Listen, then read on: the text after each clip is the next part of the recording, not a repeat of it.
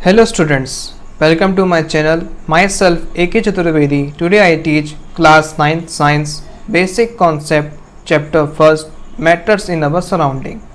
First point, anything that occupies space and has mass and is felt by sense is called matters. कोई भी thing यानी कि anything कोई भी चीज़ अगर उसने अगर ऑक्यूपाई स्पेस किया है, स्पेस को ऑक्यूपाई किया है और उसमें मास है तो उसे हम मैटर कह सकते हैं. Second point, according to Indian ancient philosophers, matter is that form of five basic elements, the Panchtattva, air, earth, fire, sky and water.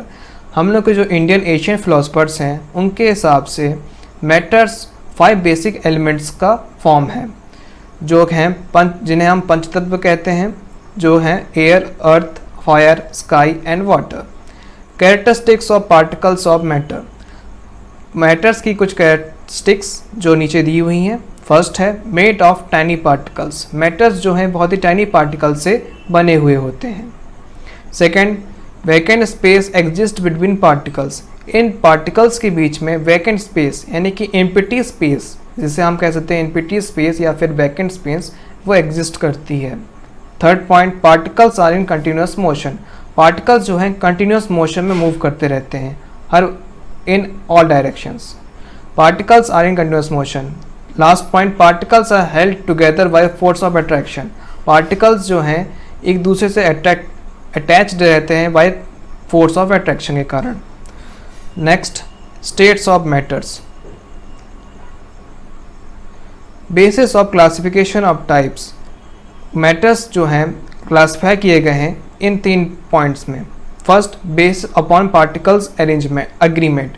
Particles agreement के हिसाब से भी मैटर्स को क्लासिफाई किया गया है. Second point, basis upon energy of particles. Particles की जो एनर्जी होती है उसके बेसिस पर भी मैटर्स को क्लासिफाई किया गया है.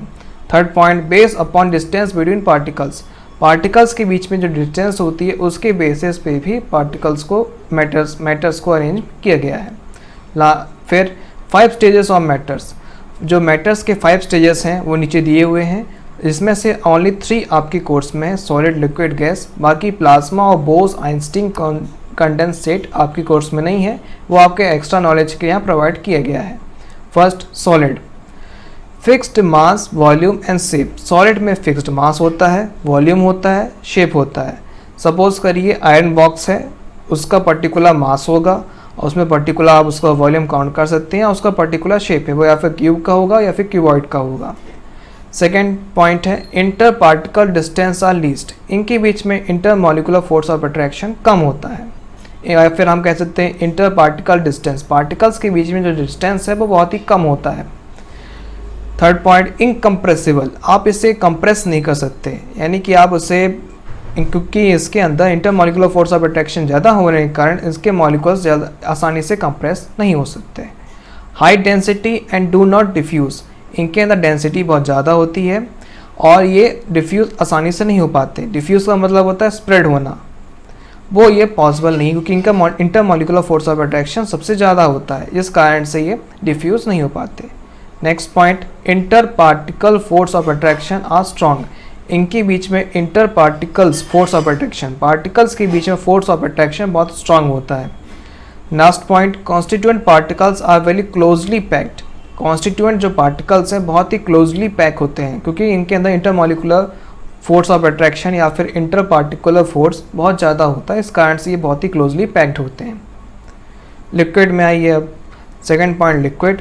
Not fixed shape but fixed volume and mass. इनके अंदर फिक्स्ड शेप होता नहीं है, आप इसे किसी भी शेप में आप रख सकते हैं. सपोज करिए आपने ग्लास लिया, उसमें आपने वाटर डाल दिया, लिक्विड डाल दिया, तो पर्टिकुलर उस शेप में ये कन्वर्ट हो जाएगा. लेकिन आप इनका वॉल्यूम निकाल सकते हैं और इनका मास भी आप काउंट कर सकते हैं. Next point, inter particle distance are larger than solid. इनके बीच इनके जो इंटर पार्टिकल डिस्टेंस होती है वो ज़्यादा होती है एज़ कम्पेयर टू सॉलिड, लेकिन कम होती है एज कम्पेयर टू गैस से. Inter particular distance are larger than solid. Next point, almost incompressible. इसे भी आप किसी कंप्रेस नहीं कर सकते हैं.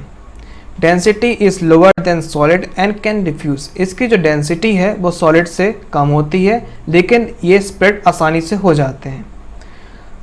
Next point, inter particular force of attraction are weaker than solid. इनके अंदर जो पार्टिकल्स का जो डिस्टेंस होता है, फोर्स ऑफ अट्रैक्शन आप कह सकते हैं, वो वीक होता है एज कम्पेयर टू सॉलिड, क्योंकि इनके अंदर इंटर पार्टिकल डिस्टेंस ज़्यादा होने के कारण इनका inter particle force of attraction कम होता है एज कम्पेयर टू सॉलिड से।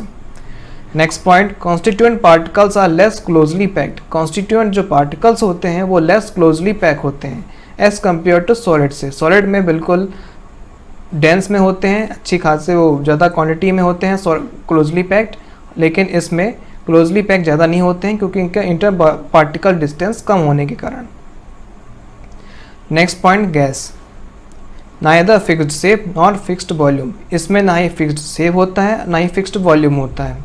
Inter particle distance are larger. इनके बीच में जो पार्टिकल्स की डिस्टेंस होती है वो ज़्यादा होती है।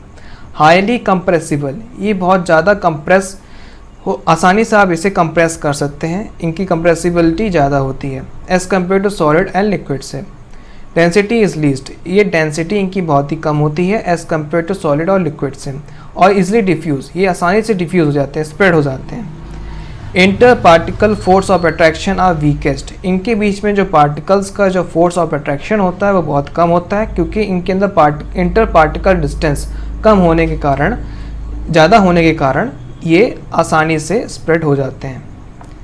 Constituent particles are free to move. इनके जो पार्टिकल्स होते हैं वो फ्री टू मूव होते हैं। आप सपोज करिए आपने कहीं स्प्रे किया तो आपको अपने सेकेंड रूम तक आपको स्मेल आ जाती है, इसी कारण से, क्योंकि इनके जो पार्टिकल की जो डिस्टेंस होती है वो बहुत ज़्यादा होती है, इस कारण से इसलिए स्प्रेड हो जाते हैं।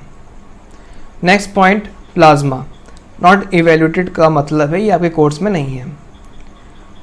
First point, plasma is an ionised gas. Plasma एक आयोनाइज्ड गैस है, जिसमें आयोनाइज्ड गैस का मतलब होता है आयंस और इलेक्ट्रॉन्स दोनों होते हैं, इसलिए उसे आयोनाइज्ड गैस कह सकते हैं। Plasma is very good conductor of electricity and is affected by magnetic field. Plasma जो होता है वो बहुत ही गुड कंडक्टर होता है इलेक्ट्रिसिटी का, लेकिन मैग्नेटिक फील्ड भी इसे अफेक्ट कर सकती है। Plasma like gases have an indefinite shape and indefinite volume. Plasma जैसे कि गैस हो गई, उसमें इनडिफिनिट शेप, उसका कोई डिफिनिट शेप नहीं होता है और ना ही उसमें इनडिफिनिट वॉल्यूम होता है। सब एग्जांपल आयोनाइज्ड गैस, जिसमें आयंस और इलेक्ट्रॉन्स दोनों होते हैं। नेक्स्ट है Bose Einstein condensate not evaluated का मतलब है आपके कोर्स में नहीं है। फर्स्ट पॉइंट, अब BEC मतलब Bose Einstein constant state is a state of matter that can arises at very low temperature. ये तब अराइज होता है, तब ये बनता है, ये प्रकार से मेड होता है जब इसका बहुत ही लो टेम्परेचर होता है एटमॉस्फेयर में।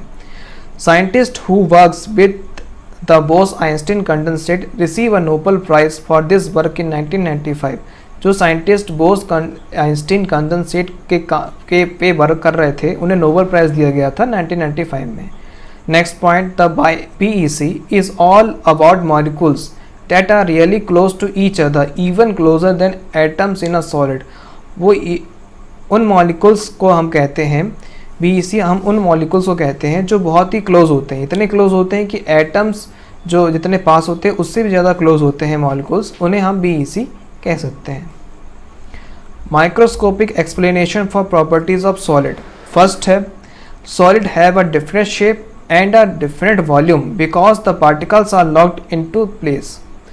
माइक्रोस्कोपिक एक्सप्लेनेशन का मतलब है माइक्रोस्कोप से अगर हम उन पार्टिकल्स जैसे सॉलिड को हम अगर जूम करके देखते हैं माइक्रोस्कोप से, तो उनके हमको क्या प्रॉपर्टीज मिलती है वो यहाँ पे दी हुई है। पहली प्रॉपर्टी है solid have different shape.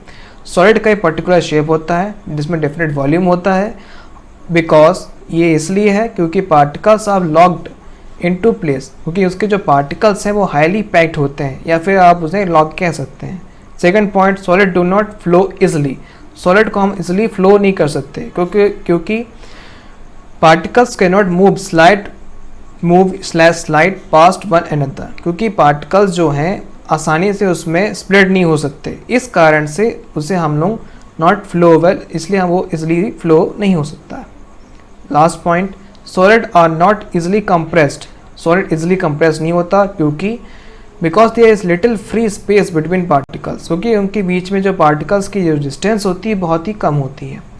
Next है microscopic explanation for properties of liquid. अगर हम माइक्रोस्कोप से लिक्विड को अगर देखें तो उसमें कुछ प्रॉपर्टीज हमको मालूम पड़ी हैं, वो नीचे दी हुई हैं। फर्स्ट है liquid are not easily compressible. Liquid को इजिली आप कंप्रेस नहीं कर सकते हैं। And have a different volume, उसमें पर्टिकुलर वॉल्यूम होता है। Because there is little free space between particles, क्योंकि उनके बीच में बहुत ही कम स्पेस होती है पार्टिकल्स में as compare to gas. Liquid flow easily, liquid आसानी से फ्लो हो सकता है क्योंकि particles can move slide part one and other, क्योंकि वो इजली डिफ्यूज हो सकते हैं, स्प्रेड हो सकते हैं, इसलिए वो आसानी से फ्लो कर लेते हैं, फ्लो हो जाता है लिक्विड। आप कहीं भी ग्लास लीजिए, अगर ग्लास में पानी भर रहा है, वो अगर फॉल हो गया, नीचे गिर गया, तो उसमें पानी आप देखते हैं स्प्रेड हो जाता है, इसी कारण से, क्योंकि उसके अंदर पार्टिकल्स जो होते हैं वो इजली स्प्रेड हो सकते हैं, इस कारण से। ठीक है। Next point, liquid flow easily because the particles can move slightly past one another. Same point है। Microscopic explanation for properties of gas. अगर हम माइक्रोस्कोप से गैस की को ऑब्जर्व करते हैं तो उसमें खुद ये फॉलोइंग प्रॉपर्टीज हमको ऑब्जर्वेशन में आती है। First, gas are easily compressed. Gas को हम इजली कंप्रेस कर सकते हैं because there is great deal of free space between particles, क्योंकि उनके बीच में जो पार्टिकल्स का स्पेस होता है, जो डिस्टेंस होती है बहुत ज़्यादा होती है, फ्री स्पेस कह सकते हैं आप उन्हें। इस कारण से गैस जो है इजली कंप्रेस्ड हो सकती है। Second point, gas flow very easily. Gas को हम बहुत इजली फ्लो करा सकते हैं because the particles randomly move part one and other, क्योंकि उसके बीच में डिस्टेंस ज़्यादा होने के कारण पार्टिकल्स की, इसलिए वो रैंडमली मूव कर सकते हैं इन ऑल डायरेक्शंस में। Third point, guys have an indifferent shape. Gas में इनडिफरेंट शेप, उसका कोई पर्टिकुलर शेप नहीं होता है। एंड इनडिफरेंट वॉल्यूम, आप उसका कोई पर्टिकुलर वॉल्यूम नहीं हो सकता, आप निकाल नहीं सकते। Because the particles can move part one and other, क्योंकि पार्टिकल्स जो हैं उसके मूवमेंट में हमेशा मूव करते रहते हैं, इस कारण से आप उसका पर्टिकुलर कोई शेप आप नहीं बना सकते और ना ही उसका पर्टिकुलर वॉल्यूम आप काउंट कर सकते हैं। Microscopic explanation for properties of plasma. अगर हम प्लाज्मा को माइक्रोस्कोप से अगर ऑब्जर्व करते हैं तो उसमें फॉलोइंग प्रॉपर्टीज आपको शो होती हैं। पहला, plasma has an indifferent shape and indifferent volume because the particles can move part one and other. Particles में प्लाज्मा में जो उसका इनडिफरेंट शेप होता है and indifferent volume because the particles can move part one and other, क्योंकि particles जो हैं उसके मूव कर सकते हैं एक दूसरे से, इसलिए उसका भी जैसे गैस में आप उसका इनडिफरेंट वॉल्यूम होता है, इनडिफरेंट शेप होता है, वैसे ही प्लाज्मा में भी पार्टिकल्स मूवमेंट में रहते हैं हमेशा, तो आप उनका पर्टिकुलर शेप नहीं फाउंड कर सकते, नहीं आप बना सकते और ना ही आप उसका पर्टिकुलर वॉल्यूम काउंट कर सकते हैं। Second point, plasma are easily compressible. Plasma को आप आसानी से कंप्रेस कर सकते हैं because great deal of free space between particles, क्योंकि ऐसे वो गैस में है, उसमें स्पेस ज़्यादा होती है पार्टिकल्स के बीच में, इसलिए अब वो इसलिए कंप्रेसिबल हो जाता है। वैसे ही प्लाज्मा में भी जो पार्टिकल्स के बीच में जो स्पेस होती है वो ज़्यादा होती है, इस कारण से वो इजली कंप्रेसिबल हो जाते हैं। Last point, plasma are good conductor of electricity and are affected by magnetic field because they are compressed by compost of lens. Plasma good conductor of electricity, plasma good conductor होता है electricity का और magnetic field भी इसे affect कर सकती है, क्योंकि इसके बीच में जो इलेक्ट्रॉन्स होते हैं इस कारण से ये इलेक्ट्रिसिटी को कंडक्ट करती है और पॉजिटिव नेगेटिव आयंस होने के कारण ये मैग्नेटिक फील्ड भी इसे अफेक्ट कर सकती है। Microscopic explanation for properties of BEC.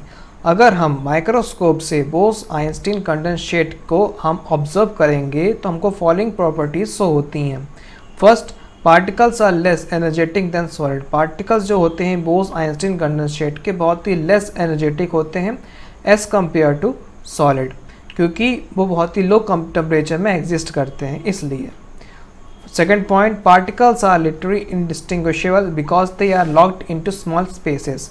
Particles जो हैं वो इनडिस्टिंग्विश होते हैं क्योंकि वो बहुत ही स्मॉल स्पेस में लॉक्ड होते हैं, इसलिए पार्टिकल्स बीईसी के बोस आइंस्टीन कंडेंसेट के लिटरली इनडिस्टिंग्विशेबल होते हैं।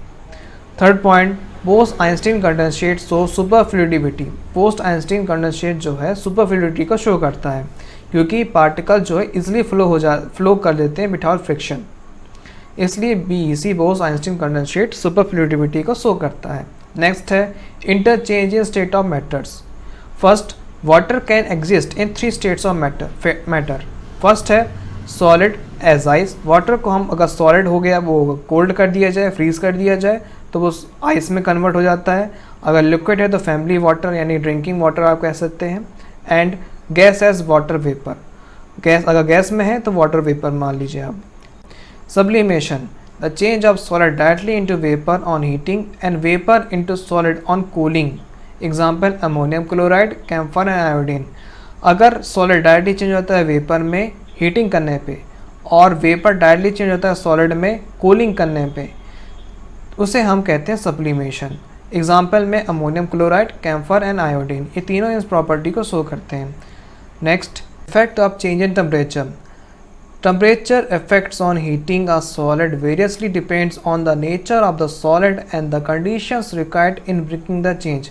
टेम्परेचर का इफेक्ट सॉलिड को हिट करते समय फॉलोइंग पॉइंट्स में डिपेंड करता है। फर्स्ट है nature of the solid, solid का नेचर क्या है, and the conditions required in bring the change, और जो कंडीशंस रिक्वायर्ड होती हैं जिससे चेंज आए वो फॉलोइंग पॉइंट्स हैं।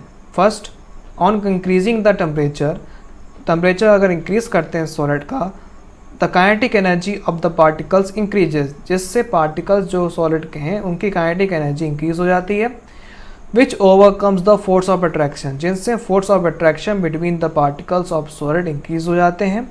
Thereby solid melts and it convert into a liquid, जिससे सॉलिड मेल्ट होता है और कन्वर्ट हो जाता है लिक्विड में। Temperature at which a solid melts to become a liquid at the atmospheric pressure is called the melting point. यहाँ melting point की डिफिनेशन दी गई है। टेम्परेचर एट विच, जिस टेम्परेचर में सॉलिड मेल्ट हो एंड बिकम ए लिक्विड, और लिक्विड में कन्वर्ट हो जाए, वो भी एटमॉस्फेरिक प्रेशर के में, ATM में, ATM मतलब एटमॉस्फेरिक प्रेशर, उसे हम मेल्टिंग पॉइंट कहते हैं। The melting point of ice is 273.16 kelvin. Melting point जो आइस की होती है वो 273.16 केल्विन होती है। The process of melting, that is change of solid state into liquid state, is also known as fusion. इसे हम फ्यूजन भी कहते हैं। जब प्रोसेस होता है मेल्टिंग का, change of solid into liquid, solid को लिक्विड स्टेट में चेंज करने का जो प्रोसेस होता है उसे हम फ्यूजन भी कहते हैं। B point, effect of change of pressure. Pressure का चेंज होने पर क्या इफेक्ट पड़ता है। फर्स्ट पॉइंट, इंक्रीज और decrease the pressure can change the state of matter. अगर प्रेशर को हम इंक्रीज और डिक्रीज करते हैं तो स्टेट ऑफ मैटर चेंज हो जाता है। Applying pressure and reduce temperature, अगर हम प्रेशर को अप्लाई करते हैं और टेम्परेचर रिड्यूस कर देते हैं। कैन लिक्विफाई गैस, गैस को भी हम लिक्विफाई कर सकते हैं। अगर हम प्रेशर को, अब प्रेशर लगा दिया जाए और टेम्परेचर को रिड्यूस कर दिया जाए, यानी कि उसे कूल कर दिया जाए, टेम्परेचर कम कर दिया जाए, तो गैस भी लिक्विड में कन्वर्ट हो सकती है। Solid carbon dioxide store under high pressure, अगर हम सॉलिड कार्बन डाइऑक्साइड को हाईएस्ट प्रेशर में स्टोर करते हैं तो solid get converted directly to gaseous state. तो सॉलिड कार्बन डाइऑक्साइड जो है डायरेक्टली कन्वर्ट हो जाएगी गैसियस स्टेट में अगर हम उसका प्रेशर 1 एटमॉस्फेयर तक डिक्रीज कर दिया जाए, तो वो बिना लिक्विड में कन्वर्ट हुए सीधे गैसियस स्टेट में कन्वर्ट हो जाएगी। This is the reason that solid carbon dioxide is also known as dry gas. इसी यही कारण है कि सॉलिड कार्बन डाइऑक्साइड को हम ड्राई आइस भी कहते हैं। Latent heat, the hidden heat which breaks the force of attraction between the molecules during the change of state। the hidden heat, जो hidden heat होती है, जो force of attraction, break the force of attraction, जो force of attraction को break करने में काम आती है, वो भी किसके बीच में, molecules के बीच में during change of state। जब change of state होता है, जैसे solid से liquid में गए, liquid से गैस में गए, या फिर गैस से solid में आए, अगर इस फॉर्म में अगर चेंज हो रहे हैं तो उसके बीच में जो हीट यूज़ होती है, जो स्टेट को जो इंटरमोलिकुलर फोर्स ऑफ अट्रैक्शन या फोर्स ऑफ अट्रैक्शन को ब्रेक करने में काम आती है, उसे हम लेटेंट हीट कहते हैं। फ्यूज़न, फ्यूज़न का मतलब होता है heat energy required to change 1 kg of solid into liquid. जो हीट एनर्जी लगती है हमें 1 kg ऑफ सॉलिड को लिक्विड में चेंज करने के लिए, उसे हम फ्यूजन कहते हैं। Vaporisation, heat energy required to change 1 kg of liquid to gas at atmospheric pressure at its boiling point। जो हीट एनर्जी लगती है 1 kg ऑफ लिक्विड को कन्वर्ट होने में गैस में, वो भी एटमॉस्फेरिक प्रेशर में, जब हम उसे बॉयल करते हैं, बॉइलिंग पॉइंट तक उसे ले जाते हैं, एटमॉस्फेरिक प्रेशर में उसे बॉइलिंग पॉइंट तक ले जाते हैं, उस हीट को हम कहते हैं vaporisation. Thus we can say that pressure and temperature determine the state of substance। इसलिए हम कह सकते हैं कि प्रेशर और टेम्परेचर डिटरमाइन करते हैं स्टेट ऑफ सब्सटेंस को, whether it will be solid, liquid और गैस। प्रेशर और टेम्परेचर डिटरमाइन करते हैं स्टेट ऑफ सब्सटेंस का, कि वो सॉलिड में रहेगा, कि लिक्विड में रहेगा, कि गैस में रहेगा। Fourth point, evaporation and boiling. First point, particles of matter are always moving and are never at rest. जो पार्टिकल्स होते हैं मैटर्स के, वो हमेशा मूवमेंट में रहते हैं, वो कभी रेस्ट में नहीं रहते, हमेशा इन ऑल डायरेक्शंस में मूव करते रहते हैं। Next point, at a given temperature in any gas. कोई भी पर्टिकुलर टेम्परेचर लिया जाए गैस, लिक्विड और सॉलिड का, तो उनमें particles with different amount of kinetic energy, तो उनके पार्टिकल्स में different amount of kinetic energy आपको मिलेगी। Next point, in the case of a liquid a small fraction of particles at the surface. अब अगर हम लिक्विड की बात करें तो उसमें small fraction of particles at the surface, जो स्मॉल फ्रैक्शन होता है पार्टिकल्स का, जो अपर लेयर में होता है लिक्विड के, उसके पास हाई काइनेटिक एनर्जी होती है कि वो अपने फोर्स ऑफ अट्रैक्शन, जो कि उसका अदर पार्टिकल से कनेक्शन है, उसे तक ब्रेक कर सकता है and get converted into vapour, जिससे वो वेपर में कन्वर्ट हो जाता है। This phenomena of changing of liquid into vapour, ये जो फिनोमेना है जिससे लिक्विड चेंज होता है वेपर में at any temperature below it's boiling point, उसके बिलो पॉइंट, बॉइलिंग पॉइंट से भी कम टेम्परेचर में अगर लिक्विड चेंज होता है वेपर में, उस फिनोमेना को हम कहते हैं एवापोरेशन। फैक्टर अफेक्टिंग एवापोरेशंस, फैक्टर जो इफेक्ट करते हैं एवापोरेशन को। फर्स्ट है the rate of evaporation increase with the increase of surface area. अगर हम सरफेस एरिया को इंक्रीज कर दें तो रेट ऑफ एवापोरेशन इंक्रीज हो जाएगा। With the increase of temperature, अगर जैसे टेम्परेचर को हम इंक्रीज करते हैं, मोर number of particles get enough kinetic energy, जिससे ज़्यादा से ज़्यादा पार्टिकल्स जो होंगे वाटर की, उससे इनफ, ज़्यादा से ज़्यादा काइनेटिक एनर्जी मिलेगी और वो कन्वर्ट हो जाएंगे वेपर स्टेट में। Humidity is the amount of water vapour present in air. Humidity जो वो अमाउंट ऑफ वाटर वेपर होता है जो एयर में प्रेजेंट होता है। The air around us can not hold more than a different amount of water vapour at a given temperature. तो हमारे जो अराउंड में जो एयर होती है उसके पर्टिकुलर एक लिमिट होती है, उस लिमिट तक ही वो वाटर वेपर को होल्ड कर सकती है पर्टिकुलर टेम्परेचर में। If the amount of water in the air is already high, अगर वाटर जो है एयर में पहले से ही ज़्यादा है तो रेट ऑफ एवापोरेशन डिक्रीज़ हो जाती है। Next point, wind speed. Wind speed भी काफ़ी इंपॉर्टेंट फैक्टर है जो कि एवापोरेशन को इफेक्ट करता है। The higher the wind speed, जैसे ही विंड की स्पीड बढ़ेगी, मोर एवापोरेशन, उतना ही ज़्यादा एवापोरेशन पॉसिबल होगा। नेक्स्ट है एवापोरेशन कॉजेज कूलिंग। एवापोरेशन से कूलिंग भी होती है। The particles of liquid absorb energy from the surrounding. तो पार्टिकल्स जो होते हैं लिक्विड के, वो सराउंडिंग से हीट एनर्जी को एब्जॉर्ब कर लेते हैं तो regain the energy lost during evaporation, जिससे वो एनर्जी को रीगेन करें जो एवापोरेशन के जरिए उनकी लॉस हुई थी। Evaporation versus boiling. फर्स्ट है boiling is bulk phenomena. Boiling एक बल्क फिनोमिना है। पार्टिकल्स फ्रॉम द बल्क, यानी कि वो बल्क यानी कि whole of the liquid change into vapour. Boiling करने में क्या होता है, बल्क फिनोमिना इसलिए कहा गया है क्योंकि जब होल ऑफ द लिक्विड, जब पूरा जितना भी आपने अमाउंट ऑफ लिक्विड जितना भी आपने लिया है वो पूरा डायरेक्टली चेंज होता है वेपर स्टेट में, उसे हम बॉइलिंग कहते हैं। सेकेंड पॉइंट में एवापोरेशन के बारे में बताया गया है। Evaporation is the substance surface phenomena. Evaporation particular surface में होता है, इसलिए उसे हम सरफेस फिनोमिना कहते हैं। Particles from the surface gain enough energy. Particles जो कि सरफेस में हैं वो उन्हें इनफ एनर्जी गेन करते हैं to overcome the force of attraction, जिससे वो ओवरकम कर सके, यानी कि बाहर निकल सके फोर्स ऑफ अट्रैक्शन से जो कि लिक्विड में प्रेजेंट है अदर पार्टिकल्स के जरिए, and change into vapour state, और वो जिससे वो ताकि वो वेपर स्टेट में चेंज हो सकें। Fifth point, kelvin and Celsius scale. Kelvin is the SI unit of temperature. Kelvin जो है एसआई यूनिट होती है टेम्परेचर की, और 0 डिग्री सेल्सियस 273.16 केल्विन के बराबर होती है, या फिर हम उसे अप्रॉक्स कह सकते हैं 0 degree Celsius is equals to 273 kelvin भी हम उसे अप्रॉक्स ले सकते हैं। Second point, SI unit of temperature is kelvin. अगर हम डिग्री सेल्सियस को केल्विन में कन्वर्ट करना चाहें तो पर्टिकुलर ये फॉर्मूला काम आता है, temperature of kelvin is equals to temperature of degree Celsius plus 273। Third point, kelvin scale of temperature has always positive sign.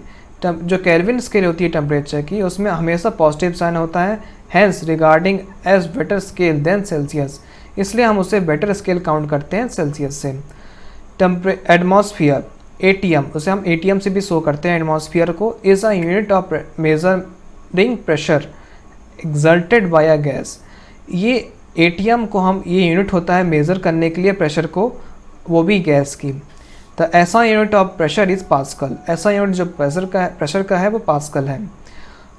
Next point, one atmosphere is equals to 1.01 into 10⁵ PA।